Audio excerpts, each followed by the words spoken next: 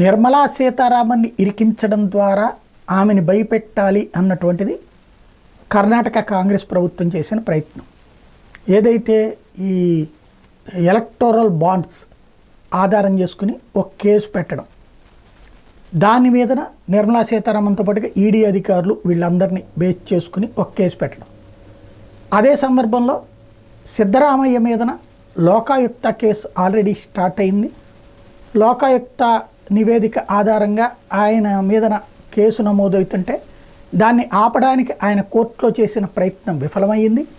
ఫైనల్గా కోర్టు విచారణకు అనుమతించడంతో police case register అయింది.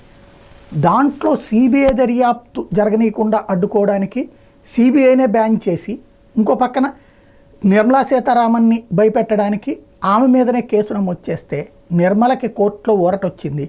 సిద్ధరామయ్యకు వచ్చేటప్పటికి ఈడీ వచ్చి పడింది. ఇప్పుడు ఈడీ విచారణ ప్రారంభమైంది.